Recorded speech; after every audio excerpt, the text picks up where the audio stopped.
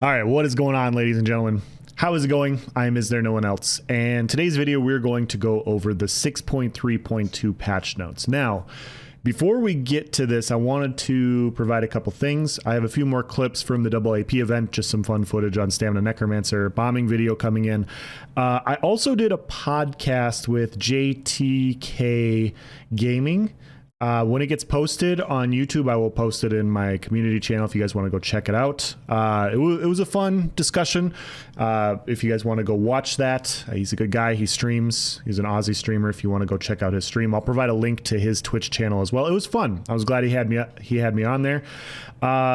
I also did a video a while back where I said I wasn't going to do a class ranking system, and I went into a long in-depth discussion about how there's so much nuance right now between CP, no CP, procs, no procs, and there's just a bunch of different things, dueling, small scale, large scale, and I just didn't want to undertake such a large thing because there's just such a big disparity on some of the classes depending on the environment that you get into.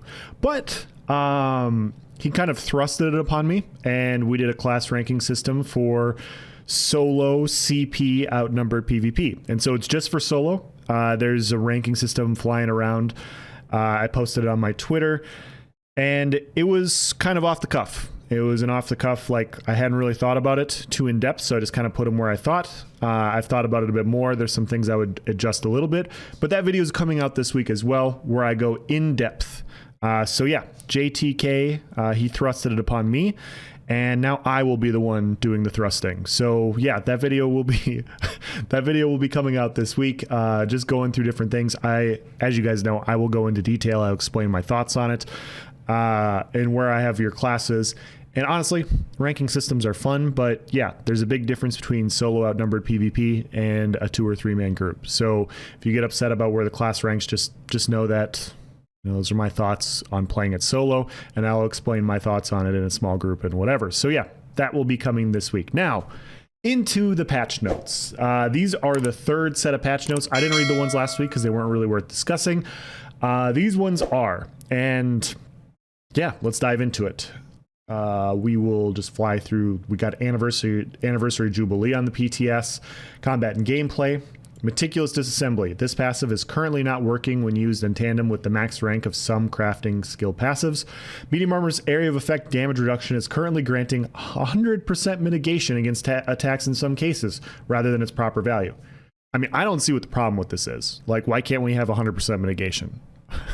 Okay, well, yeah, that just looks like a bug fix.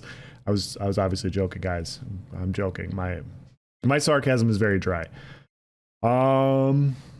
Dungeons and group content, combat and abilities. Let's look through these. Fixed issues where weapon swapping could become unresponsive after using a grappling hook. Okay, for a specific dungeon. Or solo content. Fix an issue where health stats were not properly reflecting in the advanced stats UI tab. Fixed an issue where Battle Spirit still included its 5,000 max health. This health has already been incorporated into base character stats as called out in the first PTS patch. Okay, I missed that. So yeah, we're supposed to have 5,000 less health. That's good because I was looking at stats on PvP and it was kind of crazy. So on the PTS and things were looking pretty grim. So yeah, we'll have to go check that out. Videos coming out this week after the AAP event going over PTS stuff. The built-in damage reduction is now 10%, which was improperly listed as 15% in the original notes. Now, this is a good change as well. Long story short, I haven't been on the PTS much. This has been my secondhand knowledge.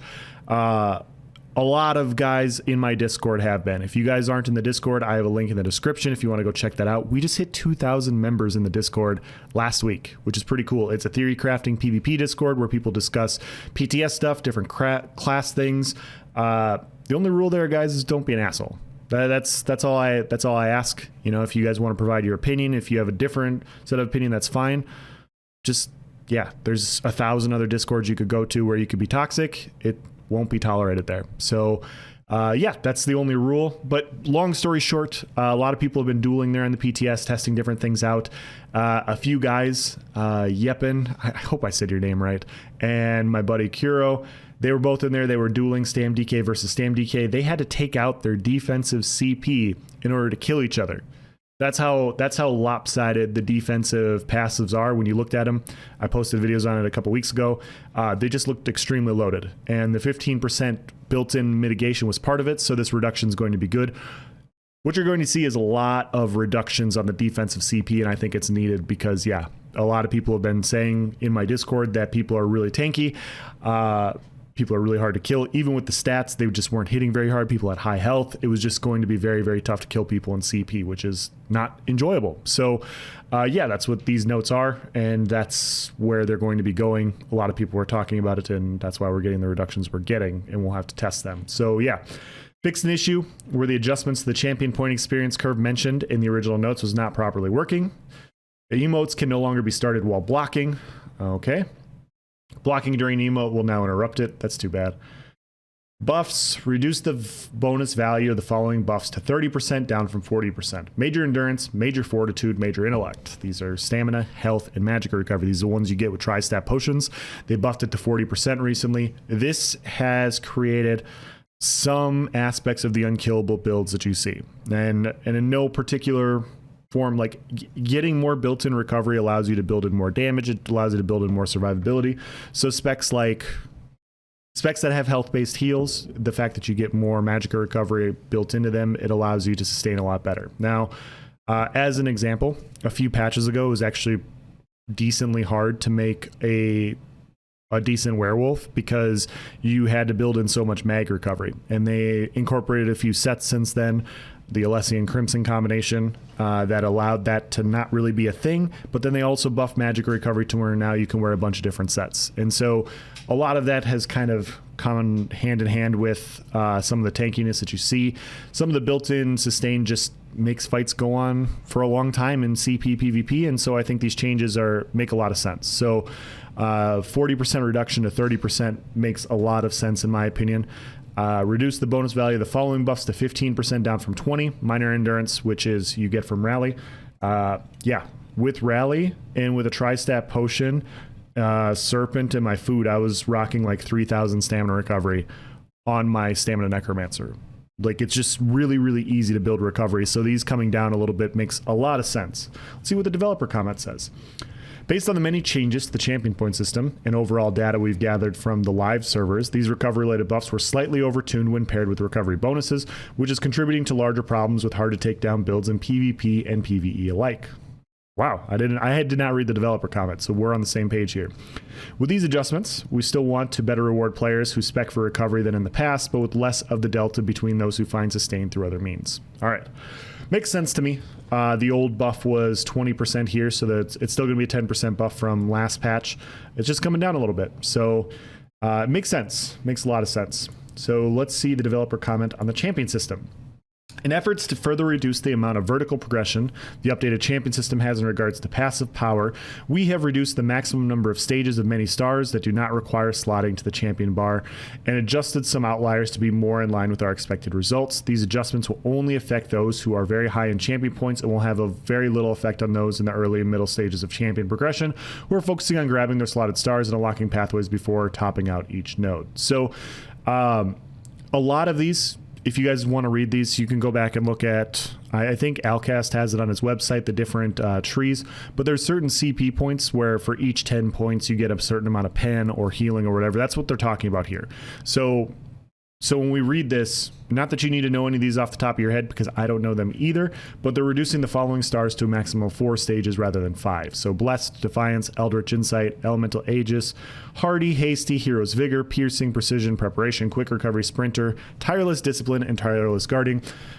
What this means is there's passives in there. It says for each 10 points invested, you get 900 pen. And it's an up to 50 total points. So instead of investing 50 total points, now you invest 40 points. So it allows you to get to these further. So people with max CP won't have more maxed out characters, basically, is what they're saying. So it'll be easier to get to these maxed out points with lower CP. And because you then have lower CP, that means there's less vertical progression. Having more CP won't be as powerful as what it was during week 1 of the PTS. That's basically the gist of it. You guys can go see what all these are in my videos, or, you know, like I said, you can go check out a resource like Alcast or go to the or go on the PTS yourself and see what all these are. But yeah, that's a pretty good adjustment in my opinion. Reduce the following stars to a maximum of 2 stages rather than 5. Battle Mastery, Flawless Ritual. I don't know what these are off the top of my head, guys, so I'm kind of stuck in the same boat you are, but going from 5 stars to 2 stars is pretty massive. Yeah, that's a pretty big adjustment. Reduce the following stars to a maximum of 3 stages rather than 4. Savage, Defense, and Tumbling. We know what Tumbling is. The following skills are now slotted rather than passive to better mirror the other specific bonus type mechanics, such as damage done or damage taken. Focused Mending, Soothing Tide, Swift Renewal. Okay, so it looks like some of those are healing based, so you have to slot them. It makes you pick and choose your targets more, or pick and choose your passives. You can only have so many slotted passives. Yeah, when I was looking at the CP tree, I noticed that the blue tree had a big chunk of healing mechanics in it, and the red tree was kind of crazy for the amount of defensive mechanics you could get, which, you know, kind of was drawn out on paper from what people were saying on the PTS. Bashing Brutality. There's an entire tree in the red tree that was buffing bash damage. Its passive is now 60 increased damage down from 120, so 50% nerf. Reduce the points per stage to 10, down from 20. Reduce the maximum number of stages to 4, down from 5, so you can't stack into bash damage the way you used to. Somebody posted a screenshot where the old bash necro was back, which is a little scary because bash necro was one of the most ridiculous things I've ever encountered in PvP. I would rather not see one of those again. Yeah, Death Recap had 12k bashes on it, so this is pretty big. Pretty big adjustment, because not only are they getting halved, but you reduce the amount of stages. So yeah, it's not going to be nearly as effective. Fortification. This passive is now 2% block mitigation per stage, down from 4. Once again, for each block, you could mitigate more damage, and it was like up to 20% if I remember correctly. Reduce the points to stage to 15, down from 20. Reduce the maximum number of stages to 3, down from 5. So once again, nerfing the amount of tankiness you can get in the CP tree. Haggler. This star has been replaced with a new star, Gilded Fingers, which increases your gold gain by 2% per stage up to 5 stages at 10 points per stage. Okay. Cat saying hi. Haggler may return in the future as a potential new star, but its current form has too many exploitable cases that need in-depth investigation before solutions can be found in time. Thank you. Okay, so I don't know much about Haggler, but I think this is a great adjustment. I think this is one of those things where instead of allowing it to go live, you completely pull it and you just rehash it and introduce it later. I think this is a great change.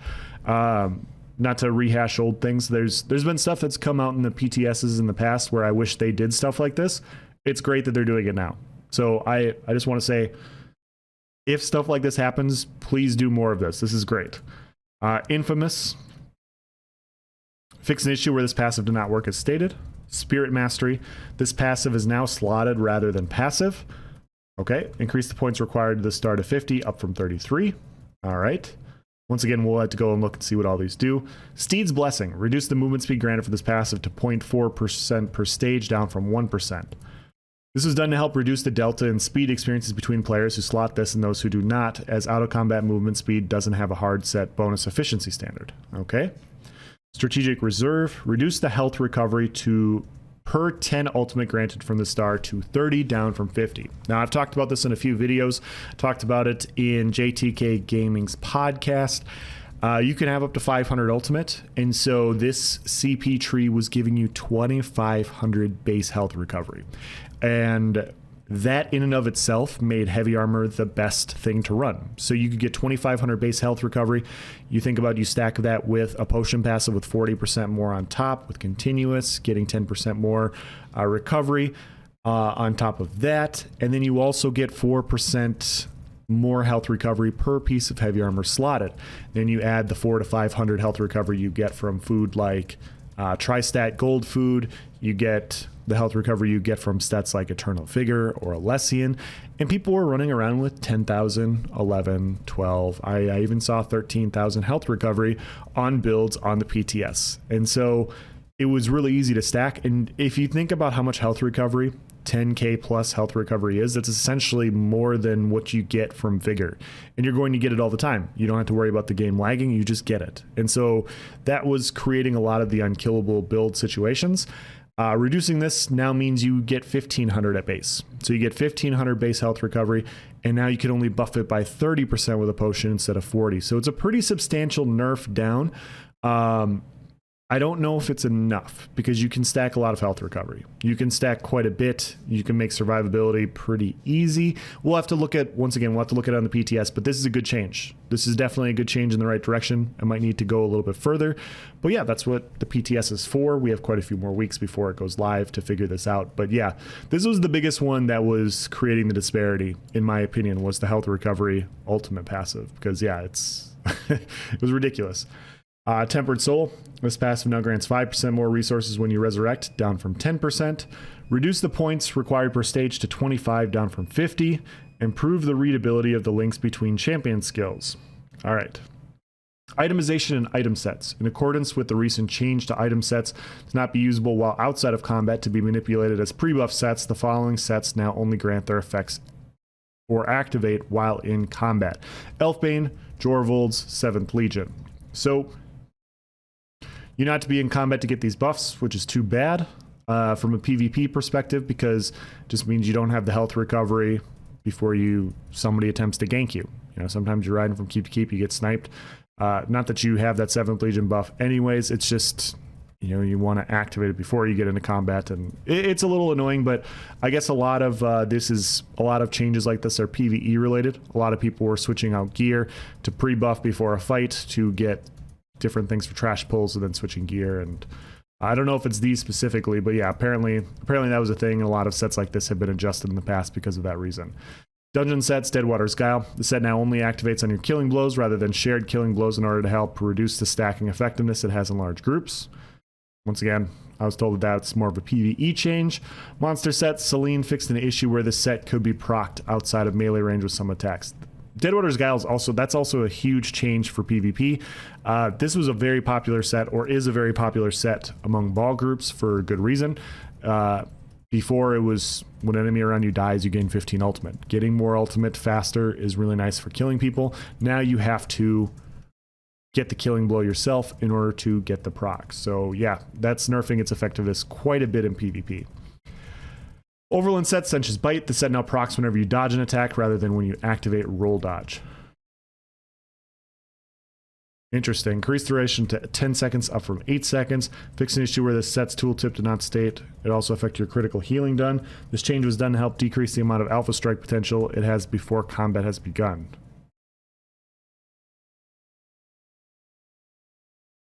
Alpha strike potential. Okay, so this is going to be one where I disagree with it. I disagree with this nerf to Sench's Bite for a few good reasons. Number one, they nerfed crit by a lot. They nerfed crit by a lot. There's only one class that can still run crit-based builds semi-effectively, and that's Stamina Nightblade, due to being able to guarantee a crit from stealth. And so oftentimes you could get away with a set like Sench on that specific playstyle on a Stamina Nightblade. Now the other problem with it is it activates on a roll dodge, and so forcing yourself to roll dodge for a specific buff plays into a very specific playstyle. A very, very specific playstyle. There's also just overall, there's quite a few better damage sets across the board. Especially when they increase base recovery. Stacking crit hasn't been as valuable as stacking pen and weapon damage. I'm not saying this is a bad set. I'm not saying it's a bad set. I'm just saying you're really looking for a problem that doesn't really exist on a set that shouldn't have been adjusted. I don't think it needed to be adjusted at all. Now you have to dodge an attack in order to activate it because people are worried about the crit damage. The thing is you roll dodge out of stealth anyways. So more often than not, people are going to see you roll dodge. And so you block when you see a Nightblade cloak. Like when you're in combat with a Nightblade, you block anyways when they cloak. So I don't know. They took a very unique niche set and they made it a lot worse. Like a lot worse. I saw it specifically fit that role, and it's solid. It's not, I don't know if it's best. I haven't played that playstyle in a long time, but now why? Unless you're outnumber 1vx and you're playing against like a few casters, this set's just not going to be great. This, like, there's some builds you're going to run across where you're just not going to dodge many of their attacks. And so you're just not going to proc a 5-piece bonus on them. I don't like this one. I think this one should be reverted back to what it was. Yeah, I thought we were nerfing crit damage because, yeah, I don't know. I don't see this being super popular now when people are running around a medium with 25-30% crit chance, when they could just run other sets and buff everything. So yeah, I don't see why this is a thing, but to each their own. Trial sets. The following sets now only proc on slain enemies you've damaged within 2 seconds, down from 5. Tooltips now properly mention you do not need a killing blow for them. Okay. That's a pretty big buff for trash mobs and whatnot. Alliance War in PvP. Fix an issue where the battering ram UI could remain on screen after loading in a new zone. All right. Run celebrations, exploration, itemization, housing. Not true endgame there, so I don't know much about housing. That's it. So overall, the CP stuff looks good on paper. It needed to come down, so all these adjustments, I don't know how far they need to go, if they need to go further, but it looks good on paper so far. So yeah, if you guys have any questions or comments, please provide it in the section below. I will do my best to answer it. Thank you for watching, guys. Have a nice day.